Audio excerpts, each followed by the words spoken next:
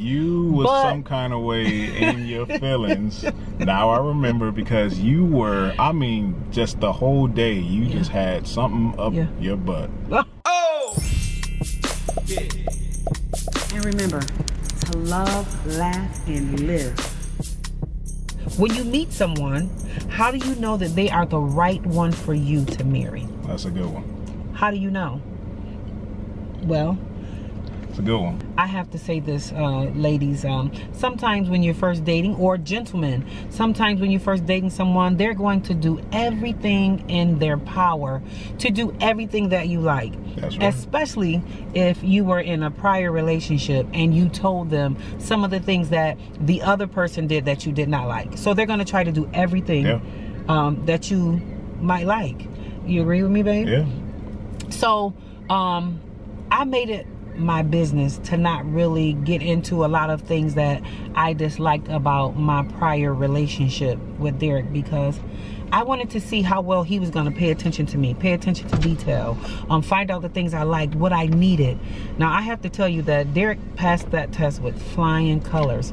I remember one day we were having a disagreement, and I was like, oh my God. I said, God, I don't know if he's for me. We were already at odds because of our age difference. Right. So I said, God, I need to know, is he for me or not? And not just by materialistic things, but him being thoughtful. And I have to say that I've never met anybody who was more thoughtful of me, of the things that I needed, or what needed to be done, or what to say to me, even when I didn't feel like he was discrediting me. He never discredited me, but gave me positive criticism and let me know that this is not against you. This is just something that I see. Well, that was the thing earlier on. I noticed with me, I never was the kind of person that, you know, wanted to shower with gifts in the beginning. I know that doesn't do anything in the beginning, but just show that you either have it like that, or you know, financially, or that really doesn't show your side. So that's not how I even wanted to win her over. You really didn't. Right. That was a couple of reasons why I didn't, but yeah, I learned that earlier on. So I really wanted to get to know her and know what her interests were, and that's really what meant the most to me when we first, you know, when you first start dating someone. You want to know all about them. You want to get to know them. You don't want to show yourself as just someone trying to buy them. Mm-hmm. Exactly. Try to buy them and exchange for something, because what are you doing this for? Like, what's the motive? So I'm sorry, go ahead. No, but you're absolutely right. But so I remember praying this prayer, and that day we had a disagreement, and I never forget that I was staying at work late and he was staying on the phone with me, and I would go home, and but I had some deadlines that needed to be met. And so this particular evening I stayed at work till about midnight.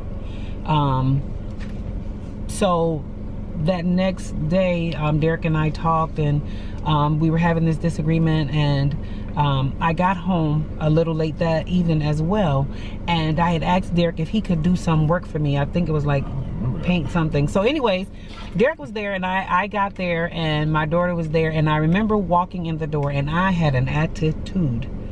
So when I walked in, my daughter looked at me, and she was smiling. I was like, what are you smiling for? She was like, well, hello. And I was like, well, you know, how do you too?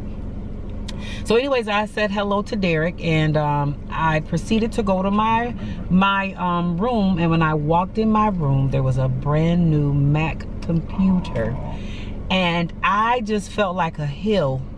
I felt like an absolute hill, because I was being so grumpy, and I was being so mean, and because I had to have a deadline, that I had a deadline that I had to meet. You was some kind of way in your feelings.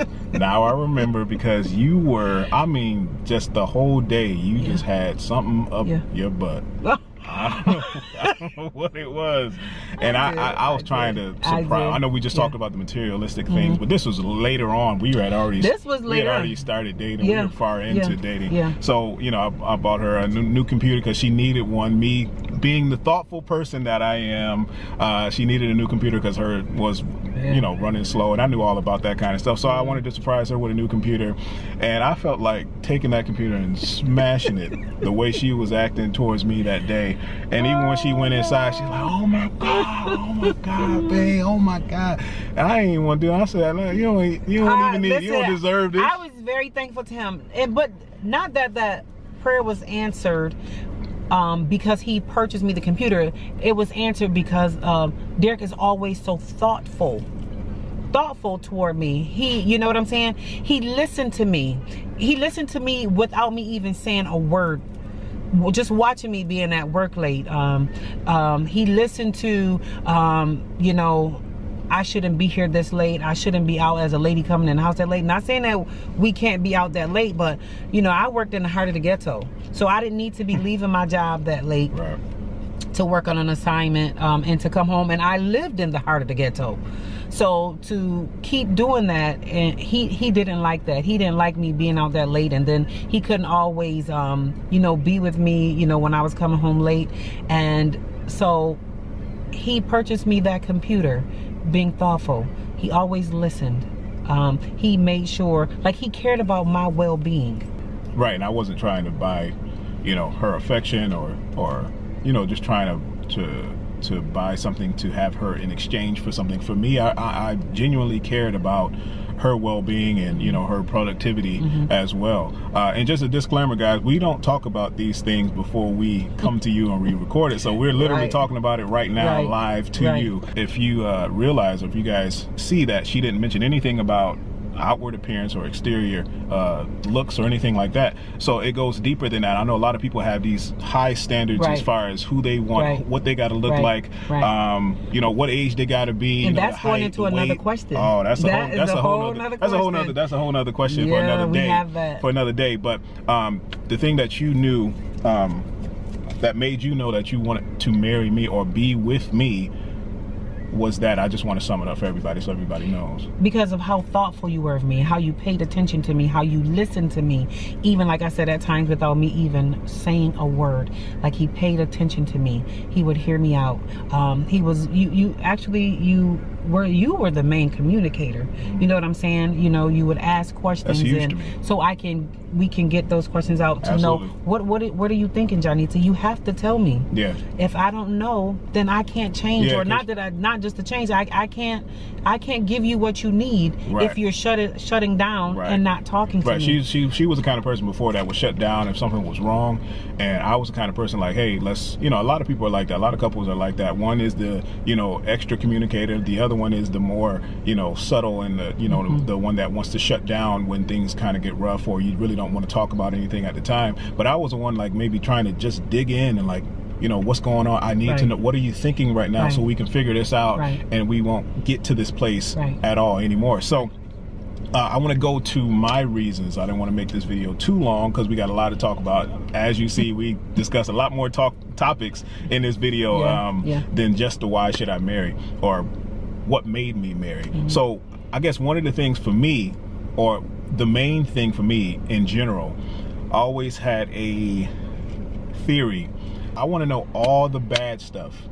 I mean, I loved everything about her. I mean, just from her huge heart to, you know, just being just a joy to be around, period. Just being thoughtful, being beautiful, just a beautiful person inside out. Her heart is huge, if I haven't said that at all. That was one of the things that won me over to her, and as well as building me up as a man. You know, helping my career and my business. She had the best, my best interest at heart when you know, just talking about me as far as my future, you know, building me up, not shutting me down. And that was huge to me because I have not a common profession as everybody else does, and it can be a little alarming to some people, but she stuck with me in the beginning, and it has been amazing ever since. So I needed that. She was my rock at that time, so I loved everything about that. So I want to get that out the way. But the bad stuff, you know, in the beginning, you're good. I mean, you're trying to get on everybody's good side in the beginning. I mean, you laying it down thick. Yeah. You know, you spitting all your game. You know, you spend all your money, flowers, candles, all of that, candles, all of that stuff. You know, dinner, dates, and all of that kind of. It's always good in the beginning, but you have to know, like, what's the bad stuff? You know, do you get, you know, let me push your buttons. You know, how do you get, or what's your character like when that happens? So that's what I wanted to know, and we definitely got into our disagreements and our, you know, I wouldn't say fights, but our disagreements, and I found out what that was, and I was able to handle it. You know, some people just say, oh, he's like that or she's like that. Oh, nah, done. I'm done with them. It's I don't want to live without the good stuff, but what about the bad stuff? What about the bad stuff? That's immediately what I go to. Can I live with the bad stuff? Can I handle the bad stuff?